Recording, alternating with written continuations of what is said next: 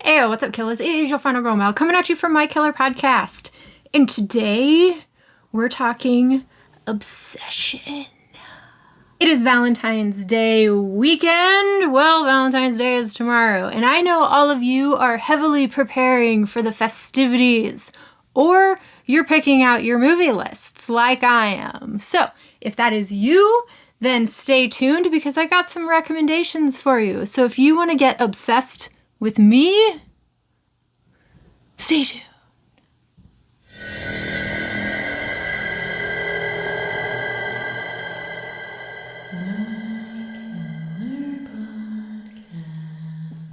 What's up, everybody? Thank you so much for joining me today. If you are new here, I'm not only on YouTube. Did you know I'm also on a bunch of other social media platforms? Kill the description box below and follow me everywhere. If you follow me on Instagram, you will know that I have been sneaky peeking some of these movies throughout the week for this video. Yes, so follow me over on Instagram because I put a lot of stuff on there. So like I alluded, I've been planning this video for a while now, and I'm gonna get right on into it because I want this video to be short because, like I said, some of you are actually planning festivities for tomorrow, but some of you are planning on movies. So maybe you wanna put some of these movies on your list. I'm gonna be listing 5 obsession movies for you guys to check out. And I know a lot of the movies that we talk about in this genre have to do with the male species, but these particular movies are going to be focused around females. These are female obsession movies. So, nothing is quite like a woman stalker. Do you agree? We agree. Women are a little different. They're a little more personal. They're a little more manipulative. Get you on a more psychological level. And they hit you where it hurts. So, without any further ado, the first movie I want to talk about is May. This is a 2002 horror drama, and it stars Angela Bettis, or Beatrice. However you say her last name, I apologize if I slaughter it. I did do a great deal of research trying to figure out how to say it, but clearly nobody ever wants to say her last name. But it also has Anna Faris in it and Jeremy Sisto. So that is a star-studded cast to me, and it is directed by Lucky McKee. This movie is about May. She is a introvert woman who all she wants to do is hang out with her doll. She had a tough upbringing. She had a pirate eye patch for the longest time, but she grew up to be a somewhat normal looking person and she has a job. She works with Anna Faris, I believe. But then she meets Jeremy Sisto's character, Adam, I think his name is, and she becomes quite obsessed with him, his hands specifically. She becomes obsessed with his hands. You can be obsessed with anything. It doesn't have to be the full person. It can be a part of them, guess.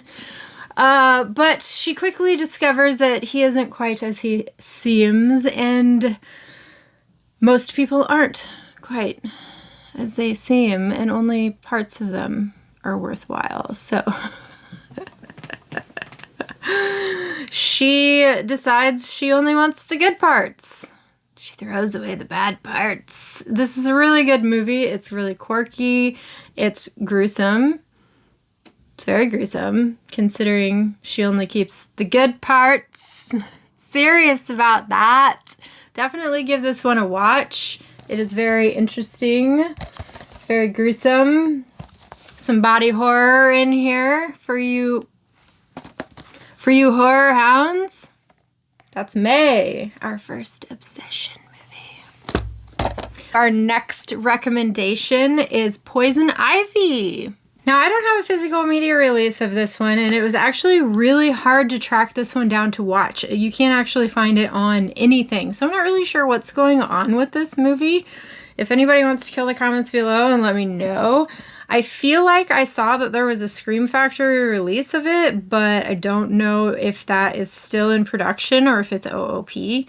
But this is a 1992 thriller. It stars Drew Barrymore, a very young and beautiful Drew Barrymore, and Sarah Gilbert. Poison Ivy was directed by Kat Shea. That is a very interesting cast. If you have seen this movie, you will know that Sarah's character, her name is Sylvia, it doesn't have the greatest relationship with her father, and she befriends Ivy, and they become really close. Ivy, who is Drew Barrymore's character, is really jealous of the life that Sylvia has, and she wants it. So she manipulates her way into the family. She seduces the father and tries to kill the mother and does all of these really crazy things because she is just obsessed with this situation. And things just go awry through this movie, and it is creepy and it is eerie, and I definitely highly recommend checking it out. I wasn't able to rewatch it because I wasn't able to find it anywhere.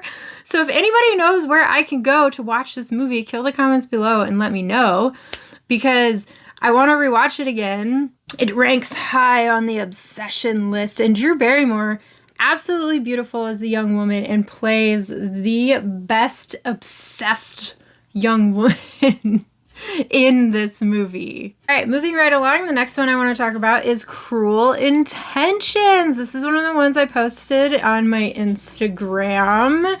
I did give this one a rewatch recently, and it is still an amazing movie. It's a 1999 romance thriller, and it's directed by Roger Kumble, and it is starring Sarah Michelle Gellar, Reese Witherspoon, and Ryan Phillippe. This obsession movie is a little bit different because it's not necessarily one woman obsessed with one man in particular.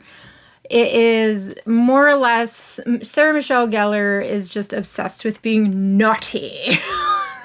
She's a naughty girl. She is obsessed with wreaking havoc on pretty much everyone, specifically her brother. I'm going to quote brother here. Ryan Phillippe is supposed to be her brother, but it is really her brother-in-law.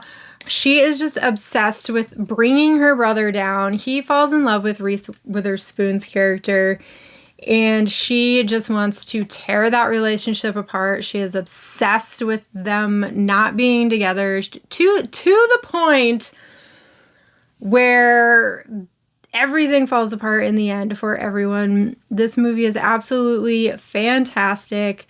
Upon rewatch, it's still an amazing movie. It still holds up. It definitely doesn't get any love now, and it should. This movie should get more love now, just like it did back in the day. So let's give this movie some more love. But Sarah Michelle Gellar's character in this movie is batshit crazy, and I absolutely love it. So give this one a watchy poo tomorrow, maybe.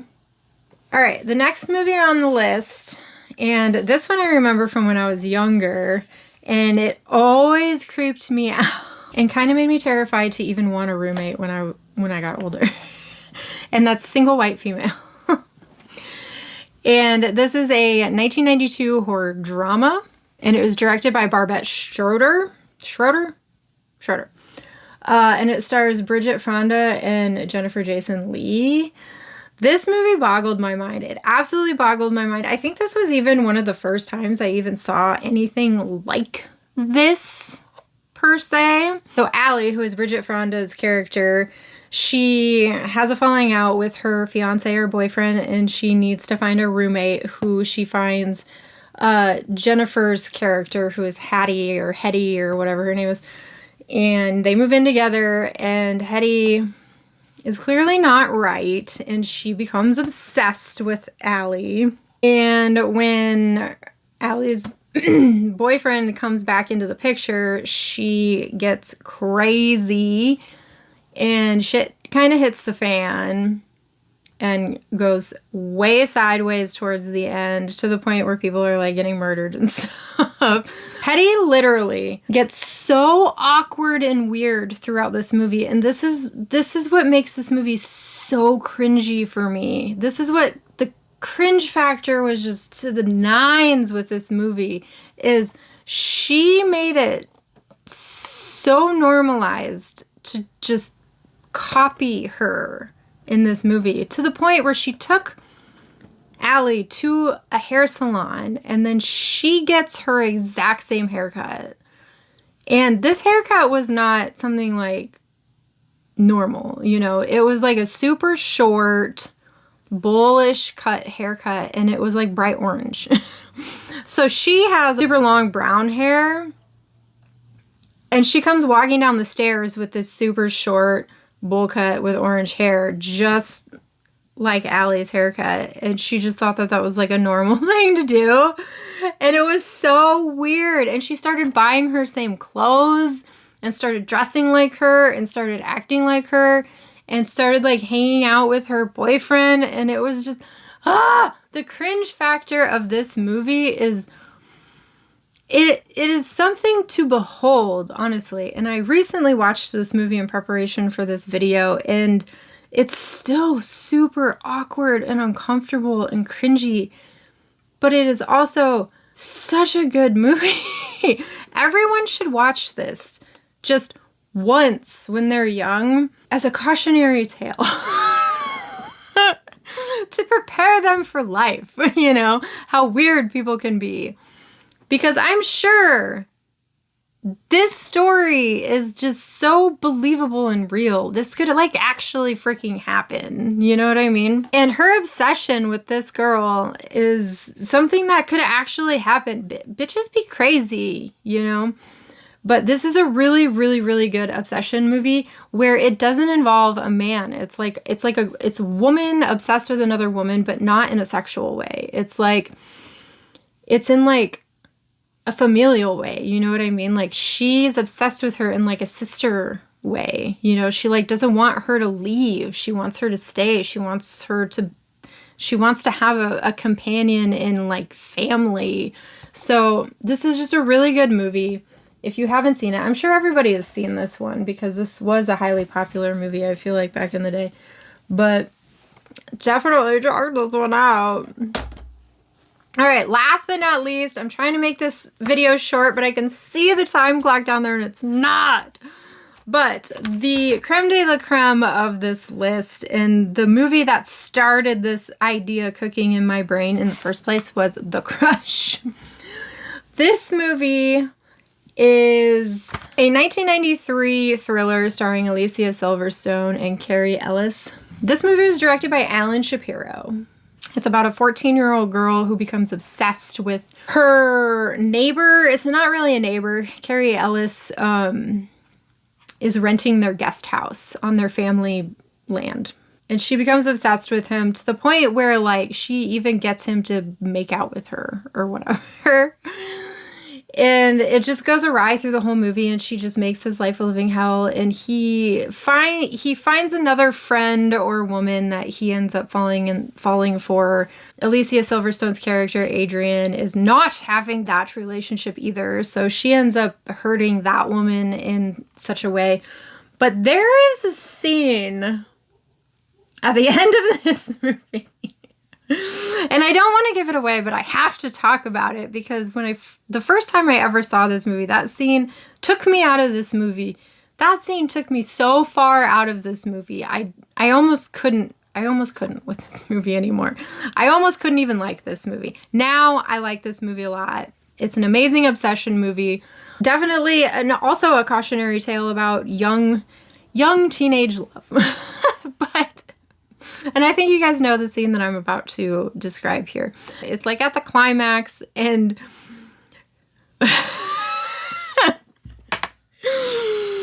Alicia Silverstone's character just gets punched in the face. Her ass just gets punched in the face so fucking hard. She goes flying through the room. If I can clip it, I will clip it in here. But holy mollies, is that scene so funny to me. It takes me out of the movie every time. I cannot take this movie seriously. Why they thought that they needed to add that scene to this overly dramatic and serious movie. Everything about this movie is 100% realistic. It's 100% drama. It's thrilling and suspenseful and believable. until you get to that scene. And then you're like, what the hell was that? But anyway, the obsession factor in this movie is to the nines. Adrian is 100% obsessed with Nick in this movie. The common thread amongst all of these movies is these women don't understand that the batshit crazy things that they're doing, they can't see it. They can't see it. They can't see it. Adrian can't see that deleting all of Nick's work for his job was an insane thing to do. And that he would be upset about it. You know what I mean? She can't see that hurting his girlfriend physically and putting her in the hospital was an insane thing to do. She just can't see it. She's blind to it. And she still thinks that Nick is going to love her even after she did all that. Like, that's insanity, right? All right, that is it. That is my list of 5 obsession movies for Valentine's Day. Are you obsessed this Valentine's Day? Kill the comments below and let me know. Have you seen these movies? Have you not seen them? What are your favorite obsession movies? Tell me what your Valentine's Day plans are. I ain't got shit to do but read your comments. Thank you so much for hanging out with me, and until the next time we gather, have a killer Valentine's Day. Peace.